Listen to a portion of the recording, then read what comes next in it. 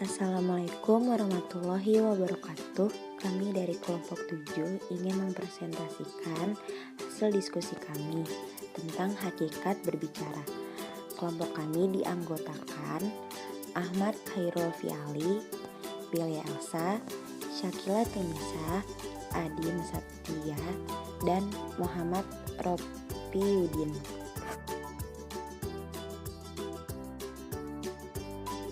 Materi pada slide pertama membicarakan tentang pengertian hakikat berbicara. Berbicara merupakan kegiatan berbahasa yang dilakukan oleh manusia. Berbicara pada hakikatnya merupakan suatu proses berkomunikasi dengan mempergunakan suara yang dihasilkan alat ucap manusia, seperti mulut contohnya, yang di dalamnya terjadi pemindahan pesan dari suatu sumber ke tempat lain. Menurut Tarigan 1983.215, berbicara adalah kemampuan mengucapkan bunyi-bunyi artikulasi atau kata-kata untuk mengekspresikan pikiran, gagasan, dan perasaan. Menurut Hendrikus, berbicara merupakan titik tolak dan retorika, yang berarti mengucapkan kata atau kalimat kepada seseorang atau sekelompok orang untuk mencapai suatu tujuan tertentu, misalnya memberikan informasi atau memberi motivasi. Nurgianto mengungkapkan bahwa berbicara adalah aktivitas berbahasa kedua yang dilakukan manusia dalam kehidupan berbahasa, yaitu setelah aktivitas mendengarkan, kemudian manusia belajar untuk mengucapkan dan akhirnya terampil berbicara. Pengertiannya secara khusus mengemukakan berbicara adalah kemampuan mengucapkan bunyi-bunyi artikulasi atau kata-kata untuk mengekspresikan, menyatakan, serta menyampaikan pikiran, gagasan, dan perasaan. Faktor bicara, aktual, bermakna, sistematis, dan seimbang. Pengajaran berbicara perlu memperhatikan dua faktor yang mendukung ke arah tercapainya pembicaraan yang efektif. 1. Faktor kebahasaan yang terdiri dari penalaran bunyi kebahasaan, penggunaan intonasi, dan pemilihan kata dan ungkapan.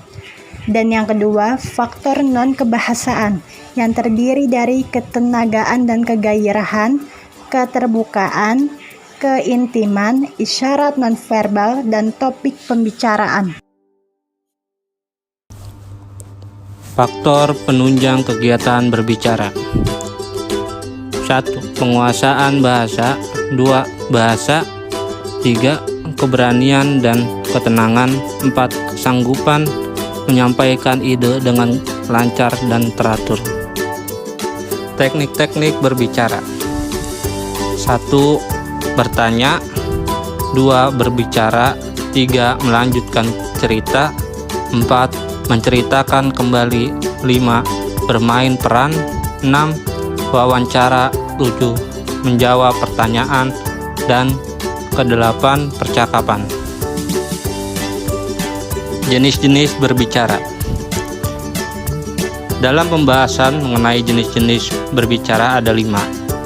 Landasan tumpuh yang dapat digunakan dalam mengklarifikasikan berbicara, yaitu situasi, tujuan, jumlah pendengar, peristiwa khusus, metode penyampaian. Tujuan berbicara. Tujuan utama dari berbicara adalah untuk berkomunikasi. Tarigan menyatakan bahwa agar dapat menyampaikan pikiran secara efektif, setidaknya pembicara memahami makna segala sesuatu yang ingin dikomunikasikan. Dia harus mampu mengevaluasi efek komunikasinya terhadap pendengar dan mengetahui prinsip-prinsip yang mendasari segala situasi pembicaraan, baik secara umum maupun perorangan. Menurut Imam Syafi'i, bahwa tujuan berbicara dibedakan menjadi 4 macam, yakni 1. Menyenangkan atau menghibur pendengar. 2. Untuk menyampaikan informasi dan menjelaskan sesuatu. 3. Untuk merangsang dan mendorong pendengar melakukan sesuatu. 4. Untuk meyakinkan pendengar. Khrushchev menyatakan bahwa tujuan berbicara atau pidato sebagai berikut. A. Mendorong pembicara untuk memberi semangat, membangkitkan gairah, serta menunjukkan rasa hormat dan pengabdian. Kesimpulannya, tujuan untuk berbicara adalah untuk menginformasikan, gagasan-gagasan pembicara kepada pendengar. Akan tetapi, tujuan berbicara sebetulnya tidak hanya sebatas memberikan informasi kepada orang lain,